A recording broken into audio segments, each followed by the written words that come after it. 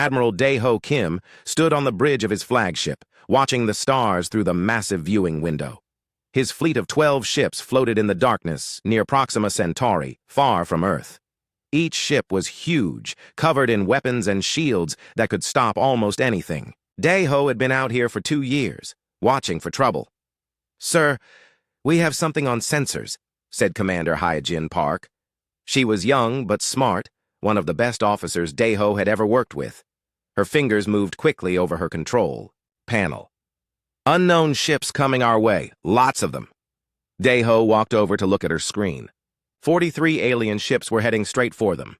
The ships looked strange, with sharp edges and dark metal hulls covered in scars. They were bigger than he expected, but not as big as human ships. "Have they tried to talk to us?"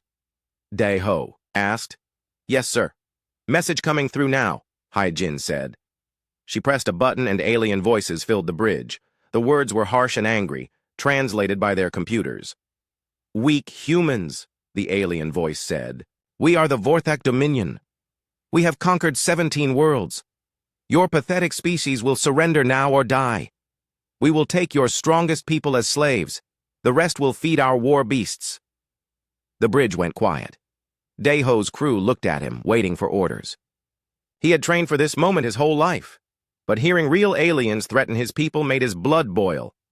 "Captain Jun-Soo Lee," Dae-ho said into his communicator. "Are you ready?"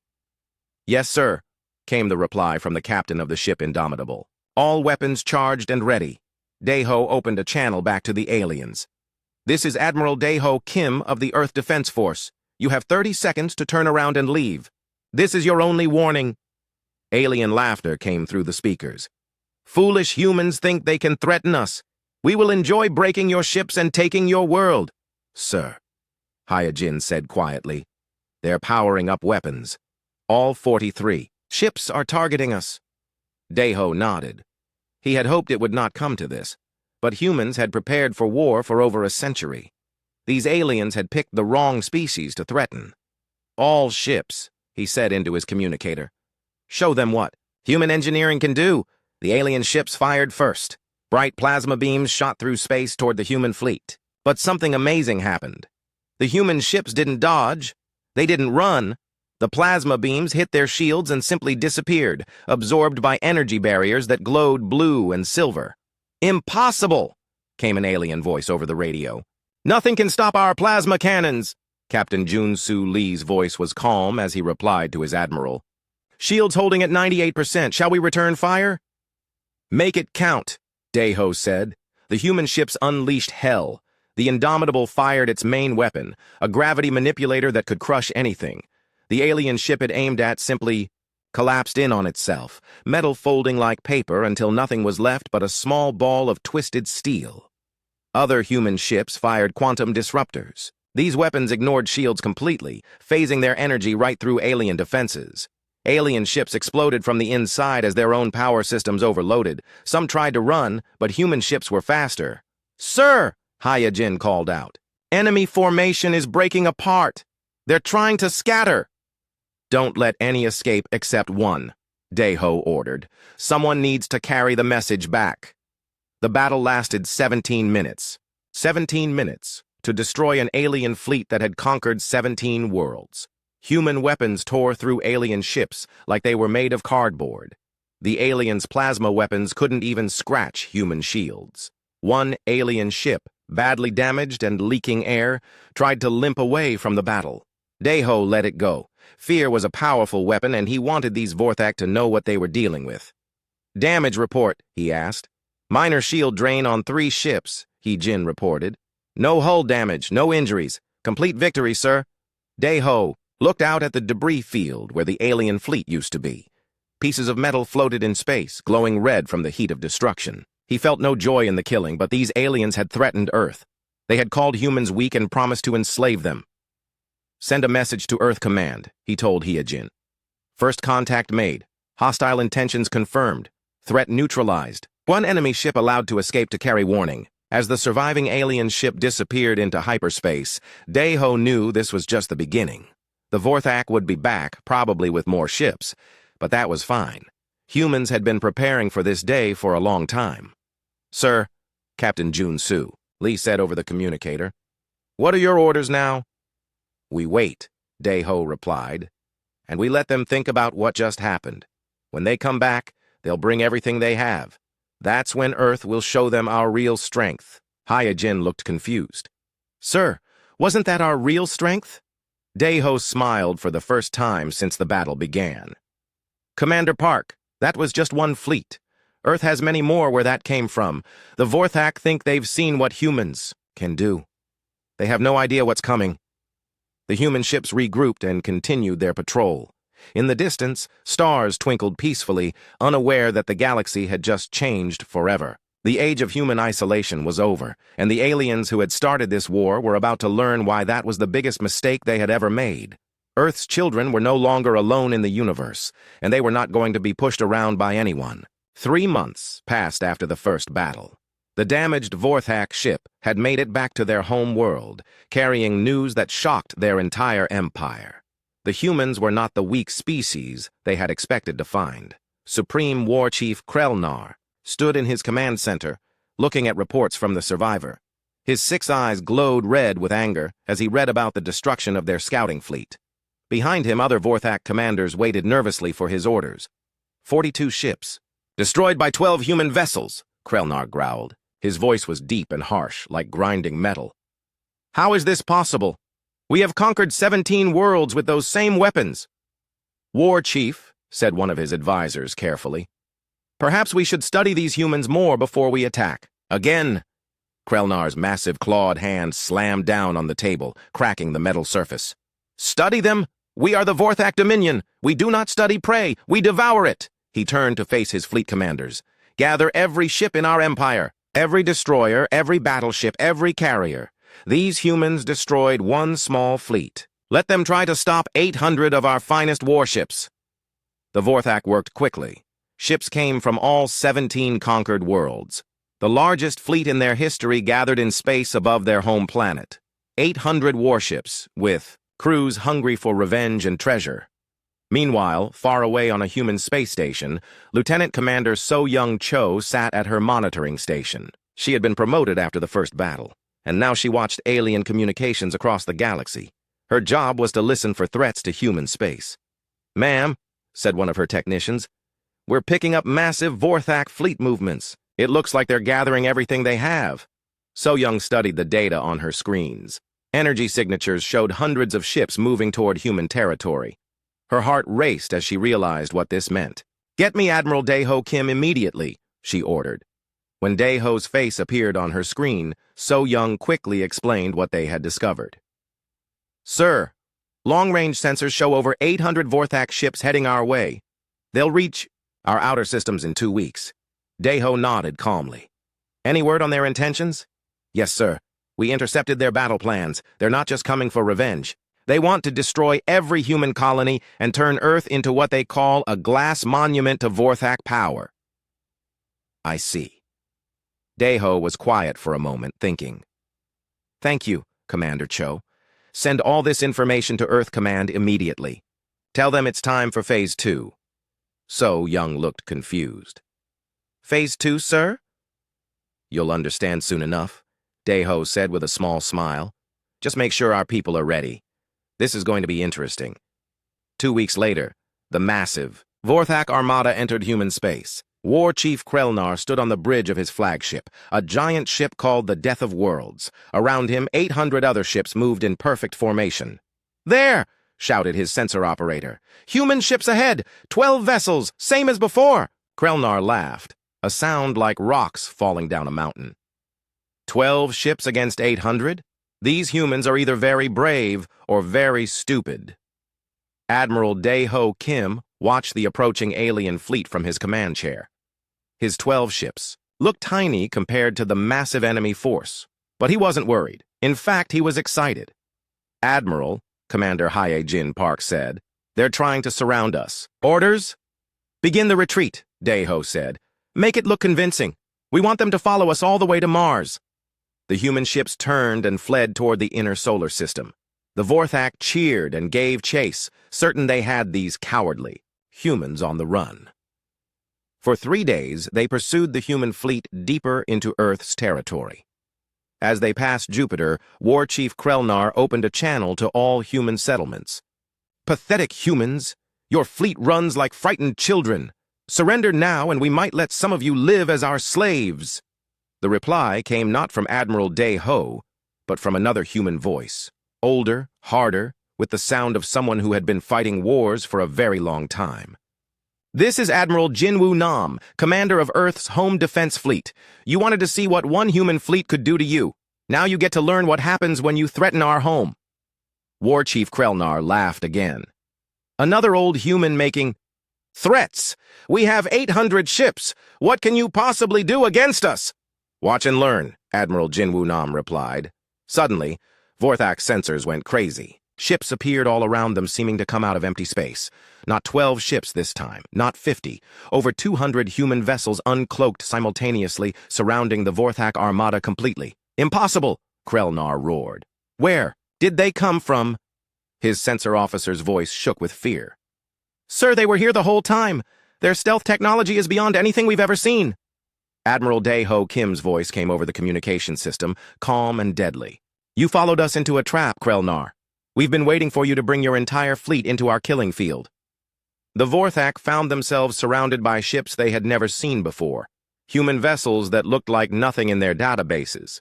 Sleek, deadly, and radiating power that made their own weapons look like toys. "Sir," Hyojin Park said to Admiral Dae-Ho, "all fleet commanders report ready. 212 ships in position." Dae-Ho opened a channel to the entire human fleet. "All ships, you have permission to engage. Show them what happens when someone threatens Earth." War Chief Krelnar tried to rally his forces. "All ships, attack! There are still more of us than them." But as the battle began, the Vorthak quickly realized they were facing something far beyond their understanding. These weren't the same ships that had destroyed their scouting fleet. These were something much worse. Human weapons fired from all directions. The space around Mars lit up with energy beams, explosions, and the death screams of Vorthak warriors. The aliens who had conquered 17 worlds found themselves being systematically destroyed by an enemy they had completely underestimated. The humans weren't just defending. They were making a statement. Earth was done hiding, and anyone who threatened humanity would learn exactly how much they had been holding back. The battle that followed would be remembered by the few Vorthak survivors as the Soul Massacre. Captain Yunji Yang commanded the human ship Shadow Strike, one of the vessels that had been hiding in the darkness around Mars. When the order came to attack, she was ready. "Fire everything," she told her crew. The Shadow Strike unleashed weapons the Vorthak had never imagined. Miniature black holes shot from its main guns, creating gravity wells that crushed entire alien ships in seconds. Other human vessels fired, quantum disruptors that ignored shields completely, causing Vorthak ships to explode from within as their own power systems turned against them. War Chief Krelnar watched in horror as his mighty armada was torn apart. Ships that had never known defeat were being destroyed like toys in the hands of an angry child. His own flagship shook as human weapons pounded its shields. "Return fire!" he screamed. "All ships, concentrate fire on the nearest human vessel." Hundreds of Vorthak plasma cannons fired at one human ship. The beams hit its shields and simply vanished, absorbed by energy barriers that seemed to grow stronger with each hit. The human ship didn't even slow down as it destroyed 3 more alien vessels. Commander Hyun-Woo Choi sat aboard the human science ship Prometheus, watching the battle through his instruments. His job was different from the others. While they fought, he studied. "Fascinating," he said to his crew. "Their shield harmonics are completely predictable. Their weapon targeting systems are at least 50 years behind ours. And look at this. Their ship designs have a critical weakness in the power coupling between their engines and weapons." Hyun-Woo quickly sent his findings to every human ship in the fleet. Within minutes, every human captain knew exactly how to defeat Vorthak technology. It wasn't even close to a fair fight anymore. The aliens tried everything they could think of. They attempted ramming attacks, only to watch their ships bounce off human shields like insects hitting a window. They tried to retreat, but human ships were faster and could track them through hyperspace. Captain Yunji Yang pursued a group of fleeing Vorthak vessels. Her ship moved through space like a hunting shark, closing in on its prey. The aliens fired, desperately at her, but their weapons might as well have been throwing rocks. "Target their engine cores," she told her weapons officer. "Let's end this quickly." The shadow strike fired once. The quantum disruptor beam passed through the alien ship's hull like it wasn't there and overloaded the engine core. The Vorthak vessel exploded in a flash of white light. Across the battlefield, similar scenes played out again and again. Human ships moved with deadly precision, their artificial intelligence systems predicting enemy movements before the aliens even made them. Every shot hit its target. Every target was destroyed. Admiral Jinwoo Nam stood on his flagship's bridge, watching the destruction with grim satisfaction. He had been fighting alien raiders and pirates for 30 years, preparing for the day when Earth would face a real threat. Now that day had come, and humanity was ready. "Sir," his tactical officer reported, "enemy fleet strength down to 60% and falling. They're trying to retreat." "Let some of them go," Jinwoo ordered. "About 50 ships. The galaxy needs to know what happened here." War Chief Krelnar's flagship was dying around him. Half his crew was dead, and the other half was running for the escape pods. His mighty ship, the Death of Worlds, was being pulled apart by human gravity weapons. "This cannot be happening," he roared. "We are the Vorthak Dominion. We have conquered 17 worlds." "And now you've learned why Earth didn't make it 18, came Admiral Dae-ho Kim's voice over the communication system. "Your species made one mistake, Krelnar. You thought we were weak because we stayed quiet. We weren't weak. We were preparing." Krelnar tried one last desperate attack. "All remaining ships, ram the human vessels. If we must die, we die as warriors." The surviving Vorthak ships turned toward the nearest human vessels, engines at full power. It was a brave final gesture, but completely useless. Human tractor beams caught the alien ships and held them in place, while gravity weapons crushed them one by one. As his flagship's hull finally gave way, Krelnar had time for one last thought. His people had attacked what they thought was a young, weak species. Instead, they had found something that made his ancient warrior race look like children playing with sticks. The battle lasted 4 hours. When it was over, the space around Mars was filled with the wreckage of Vorthak ships. Of the 800 vessels that had entered human space, fewer than 50 managed to limp away into hyperspace. Admiral Dae-ho Kim opened a channel to the retreating aliens. "Go home," he said simply. "Tell your people what you saw here. Tell them that Earth tried to give you a chance to leave in peace. You chose war instead. Remember that when you're explaining to your leaders why their Grand Armada no longer exists." Captain Yoonji Yang docked her ship with Admiral Jinwoo Nam's flagship to make her report. As she walked through the corridors, she saw human crew, members calmly going about their duties. No one looked worried or excited. They had just destroyed the largest alien fleet in known history, and they acted like it was routine. Captain Yang reporting. "Sir," she said when she reached the bridge. "Admiral." Jinwoo Nam nodded to her. "Good work out there, Captain. Your stealth attacks worked perfectly." "Sir, may I ask a question?" Yoonji said. "Of course. How long has Earth been preparing for this? Our weapons, our ships, our tactics? This wasn't something we developed overnight." "Jinwoo," Nam smiled grimly. "Earth's leaders have been planning for this day for over 200 years, Captain. Long-range sensors detected the Vorthak expansion when they conquered their third world. We could have made contact then, tried diplomacy. Instead, we chose to watch and prepare." "Prepare for what, sir?" "For the day when the galaxy discovered that humans exist," he replied. "We knew that in a universe full of predators, being discovered meant being tested. We decided that when that test came, we would pass it so completely that no one would ever want to test us again." As the human fleet regrouped and began salvage operations, word of the battle spread across the galaxy. The Vorthak Dominion, one of the most feared military powers in known space, had been crushed by a species most civilizations had never heard of. In the wreckage of the Vorthak fleet, something more than ships had been destroyed. The galaxy's understanding of human capabilities had been completely shattered. Earth was no longer the unknown world on the edge of space. They were now recognized as the most dangerous military power anyone had ever encountered. And this was still just the beginning. News of the Sol massacre traveled faster than light across the galaxy. Within days, every major civilization knew that the Vorthak Dominion had been destroyed by a species called humans. The reactions varied greatly depending on who was listening. Admiral Mi-kyung Seo found herself in a position she had never expected. As Earth's newly appointed ambassador of First Contact, she was receiving communications from dozens of alien civilizations every day. Her office on Luna Station was constantly busy with incoming messages. "Ma'am," her assistant said, bringing her another datapad. "The Ethereal Collective wants to establish trade agreements.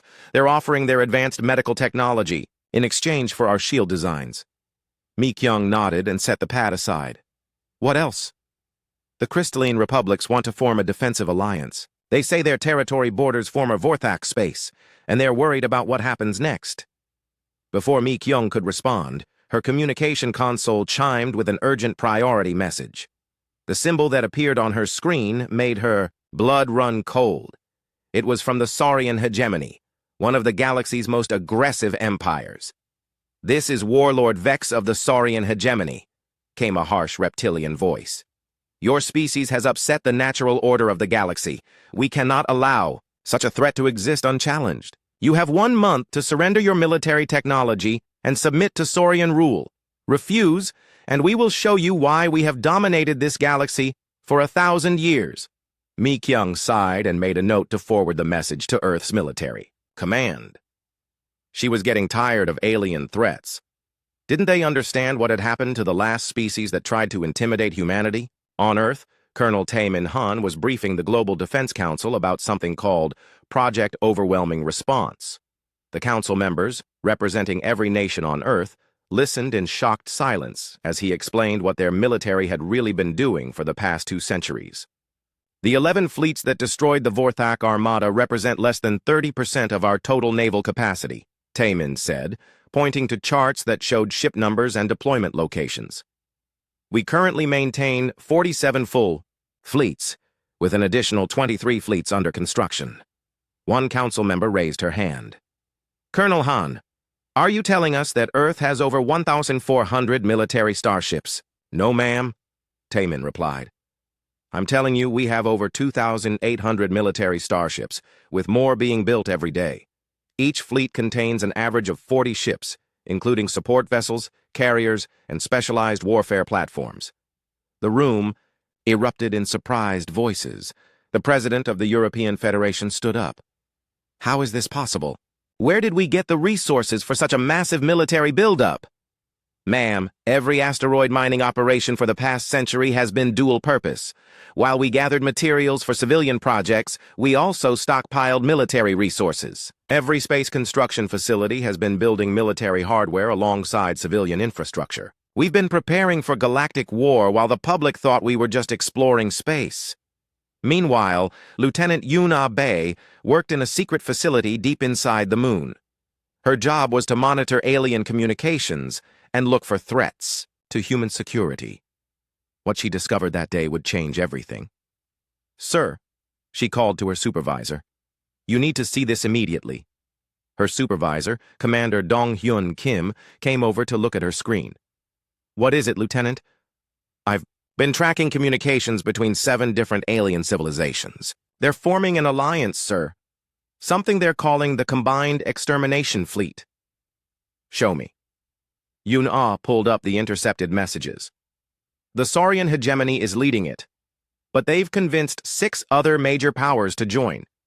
The Void Hunters, the Crystalline Republics, the Iron Claw Empire, the Psionic Collective, the Machine Worlds, and the Plasma Lords are all sending ships." "How many ships total?" "Over 3,000, sir. It's the largest military force in recorded galactic history. Their stated goal is..." She paused, reading from the screen. "The complete extermination of the human threat before they can spread beyond their home system." Commander Dong-hyun immediately contacted Earth's military leadership. Within hours, the information was on every admiral's desk in the solar system. Admiral Won-shik Park, Earth's highest-ranking military officer, called an emergency meeting of all fleet commanders. The holographic conference room filled with the images of dozens of human admirals, each commanding a fleet somewhere in space. Ladies and gentlemen, Wanshik began, the galaxy has decided that we're too dangerous to exist. 7 major civilizations are combining their fleets to destroy us. Intelligence estimates suggest we'll be facing over 3,000 enemy ships. Admiral Daeho Kim, still commanding his fleet near Proxima Centauri, spoke up. Sir, do we have authorization for full mobilization? That's exactly why I called this meeting, Wanshik replied. The Global Defense Council has just authorized Protocol Absolute. Every ship, every base, every secret installation is to be activated and made ready for combat. The admirals looked at each other with grim smiles. They had been waiting for this order for decades. Sir, asked Admiral Jin Woo Nam, what are our rules of engagement? Simple, Wanshik replied. The galaxy wants to see what happens when they threaten Earth with extinction. We're going to show them. No holding back this time. No mercy. No survivors who might carry information about our capabilities back to other hostile civilizations. As the meeting ended and the admirals began implementing their orders, something unprecedented began happening across human space. Hidden bases that had been operating in secret for decades suddenly came online. Shipyards that the public had never heard of began moving their completed vessels into position. Space stations disguised as scientific research facilities revealed their true purpose as military command centers. From the outer edge of human territory to the asteroid belt, around Seoul, humanity's true military might began to reveal itself. Ship after ship emerged from hidden locations. Not the sleek vessels that had fought the Vorthok, but newer designs that incorporated lessons learned from that battle. Captain Da-Yun Lim commanded one of humanity's new supercarriers, a ship so large it could carry 200 smaller vessels inside its hull. Her ship, the Unconquerable, had been built in secret over the past 5 years, using resources from Jupiter's moons. All fighter squadrons report ready, her flight commander told her. The new phase-shift interceptors are armed and ready for combat. Da-Yun nodded. The interceptors were humanity's latest achievement, small, fast ships that could phase through solid matter and attack enemies from dimensions they couldn't perceive or defend against. Across human space, similar scenes played, out on hundreds of ships. Humanity was mobilizing for the largest space battle in galactic history, and they were bringing weapons that would make their previous demonstrations look gentle. The galaxy had decided to test Earth's resolve. They were about to learn that some tests have consequences no one can imagine. In her office on Luna Station, Admiral Mi Kyung-seo received one final message from the Alien Alliance. It was short and direct. Humans, your time is over. Prepare to face the judgment of the galaxy. She composed an equally brief reply. Come and try. 6 months after the Seoul massacre, the largest military force in galactic history assembled at the edge of human space. The combined extermination fleet consisted of over 3,000 warships from 7 different civilizations, each one determined to destroy humanity before they could become an even greater threat. Warlord Vex of the Saurian hegemony commanded the massive fleet from his flagship, a kilometer-long battleship called the Galaxy's Fist. Around him, ships from 6 other species formed attack formations that stretched across millions of kilometers of space. Today, we end the human threat forever, Vex announced to his fleet. These mammals may have surprised the primitive Vorthak, but they face the combined might of the galaxy's greatest powers. Show no mercy.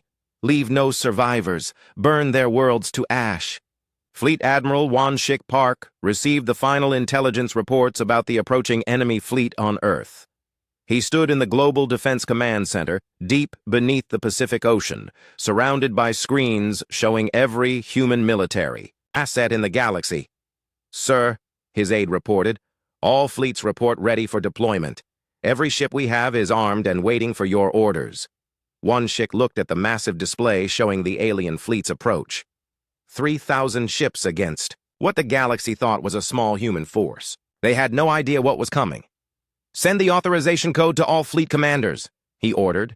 Protocol Absolute is now in effect. Launch everything. Across human space, the response was immediate and overwhelming. What emerged from seemingly empty regions of space defied comprehension. Not 11 fleets like the ones that had destroyed the Vorthak. Not 20 or 50 fleets. Over 200 complete fleets launched from hidden bases, secret shipyards, and camouflaged stations. Captain Da-Eun Lim stood on the bridge of the supercarrier Unconquerable as it emerged from its hiding place behind Europa. Around her, the massive ship's hangar bays opened to release swarms of fighter craft unlike anything the galaxy had ever seen. All squadrons away, her flight commander reported. Phase shift interceptors are engaging stealth mode and moving to attack positions. The interceptors were marvels of human engineering. They could exist in multiple dimensions simultaneously, allowing them to phase through solid matter and attack from angles that physics shouldn't allow. Each one was piloted by an AI that could think and react faster than any biological brain. Commander Shung-Ho Jang commanded the battleship Retribution, one of humanity's newest and most powerful vessels. Its main weapon was something the aliens had never encountered. A reality disruptor that didn't just destroy matter, but erased it from existence completely. "Target the enemy flagship," he ordered his weapons officer. "Let's make an impression." The Saurian fleet detected the human ships emerging from what they had thought was empty space. Warlord Vex stared at his screens in disbelief as more and more human vessels appeared. "This is impossible!" he roared. "Intelligence said they had fewer than 20 fleets. There are hundreds of ships out there." His sensor officer's voice shook with fear. "Sir, we're detecting over 4,000 human vessels. Their weapon signatures are unlike anything in our databases." What followed was not a battle. It was a demonstration of absolute technological superiority. The human fleet attacked with weapons that seemed to violate the basic laws of physics. Ships fired miniature singularities that created localized black holes, swallowing entire enemy vessels. Others used dimensional cannons that attacked targets from parallel universes. Captain Da-Eun Lim watched as her fighter squadrons tore through the enemy fleet. The phase shift interceptors appeared inside alien ships, destroying them from within before vanishing into higher dimensions. Enemy point defense systems couldn't track targets that existed partially outside normal space-time. Enemy casualties at 60% and climbing, her tactical officer reported. "Our losses are 0. Across the battlefield, Commander Sung-Ho Jang's battleship fired its reality disruptor at Warlord Vex's flagship. The beam hit the massive Saurian ship and simply erased it. Not destroyed, not vaporized, erased. One moment the galaxy's fist existed, the next moment there was nothing but empty space where it had been. The surviving alien commanders tried desperately to coordinate a response, but their communications were being jammed by human electronic warfare systems that operated on frequencies their equipment couldn't even detect. Admiral Sung Min, commanding the unified human galactic fleet from his flagship Terra's Wrath, watched the destruction with satisfaction. He had been waiting his entire career for this moment. The chance to show the galaxy what happened when someone tried to exterminate humanity. "Sir," his communications officer said, "we're receiving surrender requests from 17 different enemy ships." "Denied," Sungmin replied coldly. "They came here to commit genocide. They don't get to surrender when they realize they're losing." The battle lasted 3 hours. When it ended, the space around the edge of human territory was filled with debris from over 3,000 alien warships. Not one human ship had been destroyed. Not one human life had been lost. The few alien escape pods that had managed to launch during the chaos were quickly captured by human vessels. The survivors would be interrogated, then released to carry a message back to their home worlds. Admiral Sung-Min Oh opened a communication channel that reached every major civilization in the galaxy. His message was broadcast on every frequency, translated into every known language. "I am Admiral Sung-Min Oh of the Human Galactic Fleet," he began. "Today, 7 civilizations brought 3,000 ships to